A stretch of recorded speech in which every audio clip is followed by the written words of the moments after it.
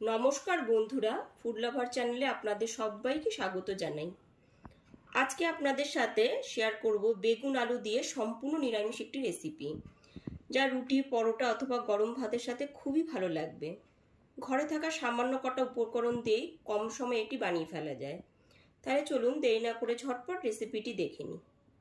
আলু আর বেগুনের রেসিপিটি বানাবার জন্য এখানে একটা বড় সাইজের বেগুন নিয়েছি, একটা বড় সাইজের আলু নিয়েছি, দুটো টমেটো নিয়েছি, একটু ধনেপাতা নিয়েছি, আদা নিয়েছি আর 4টে কাঁচা লঙ্কা নিয়েছি। আলু আর বেগুনটাকে এবার কেটে নেব।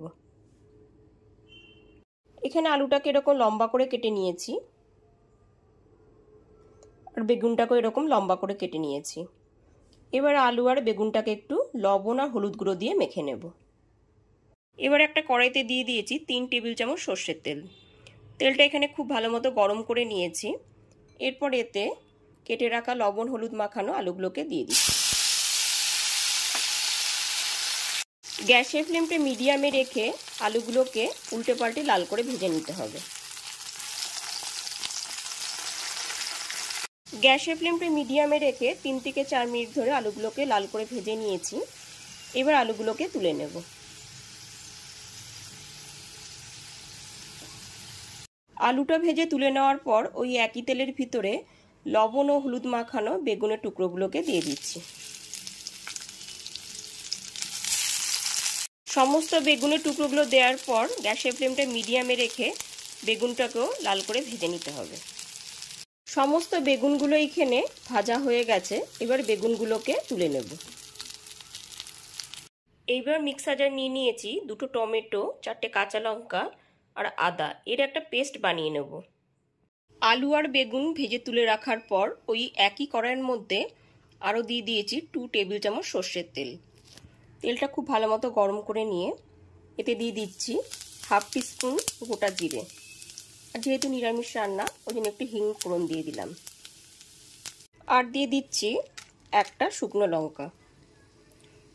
গ্যাসের ফ্লেমটা লোতে রেখে ফোড়নটা হালকা করে ভেজে নিতে হবে।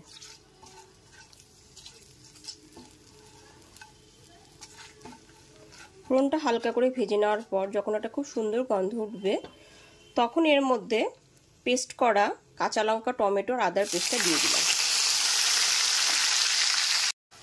টমেটো, আদা, কাঁচা লঙ্কার পেস্টটা খুব ভালো মতো 1 থেকে 1.5 মিনিট ধরে গ্যাসের ফ্লেমটা মিডিয়ামে রেখে কষিয়ে নিতে হবে।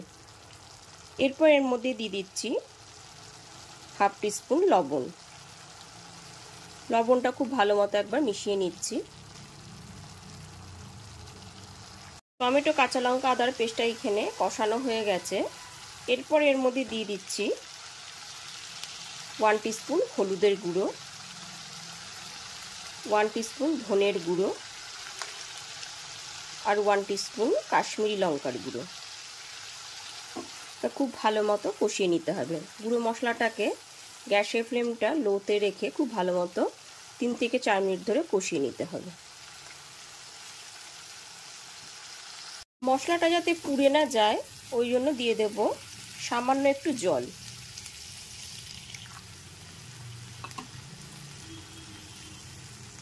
এরপর 3 থেকে 4 মিনিট ধরে খুব ভালো করে মশলাটাকে কষিয়ে নিতে হবে।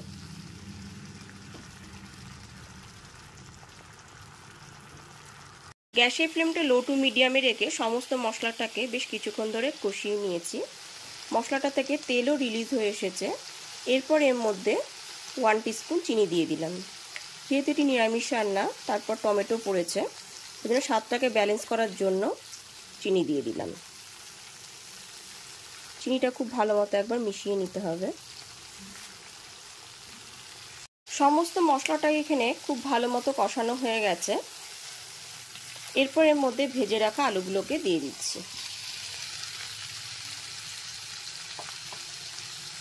ভেজে নেওয়া সমস্ত আলুগুলো দেওয়ার পরে খুব ভালো মতো 1 থেকে 1.5 মিনিট ধরে কষিয়ে নিতে হবে। আলুগুলো কষিয়ে নেওয়ার পর এর মধ্যে ভেজে রাখা বেগুনগুলোকে দিয়ে দিলাম।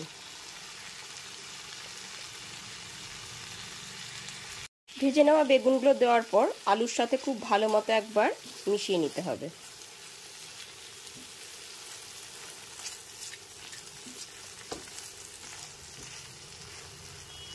আলু আর বেগুনটা মশলার সাথে খুব ভালো মতো কষানো হয়ে গেছে।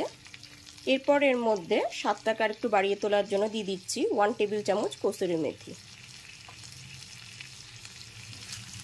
কসুরি মেথিটা খুব ভালো মতো একবার মিশিয়ে নিচ্ছি।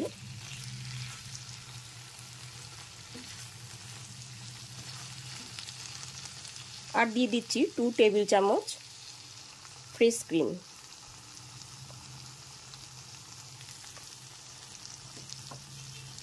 ফ্রেশ ক্রিমটাও খুব ভালো মতো একবার মিশিয়ে নিতে হবে।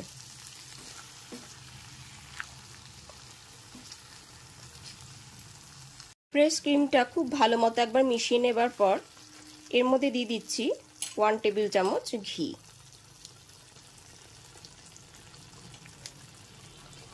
ঘিটা খুব ভালো মতো একবার মিশিয়ে নিতে হবে।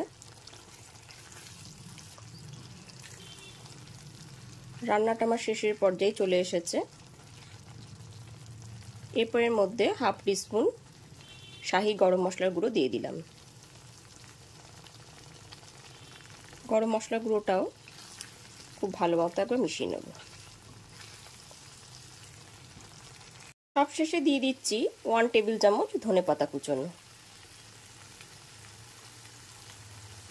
ধনেপাতা কুচিটা মেশানোর পরে গ্যাসের ফ্লেমটা অফ করে 3 থেকে 4 মিনিট ঢেকে স্ট্যান্ডিং টাইমে রেখে দিলাম। এইবার একদমই ফাইনালি রেডি হয়ে গেছে আলু বেগুনের নিরামিষ রেসিপিটি। গরম গরম রুটি, পরোটা অথবা ভাতের সাথে এটি খেতে কিন্তু অসাধারণ লাগবে। তাহলে চলুন পরিবেশন করে ফেলি। তাহলে অবশ্যই আপনারাও সুস্বাদু আলু বেগুনের রেসিপিটি বাড়িতে বানিয়ে ফেলুন। আমার রেসিপিটি ভালো লাগলে অবশ্যই লাইক কমেন্ট করবেন আর বন্ধু-বান্ধব ও নিকট আত্মীয় পরিজনের সাথে শেয়ার করবেন। আর আমার চ্যানেলটাকে সাবস্ক্রাইব করে বেল বাটনটি অবশ্যই প্রেস করে দেবেন। তাহলে আজ এই পর্যন্তই, আবার হাজির হয়ে যাব নতুন করে রেসিপি নিয়ে। সবাই খুব ভালো থাকবেন, সুস্থ থাকবেন। ধন্যবাদ।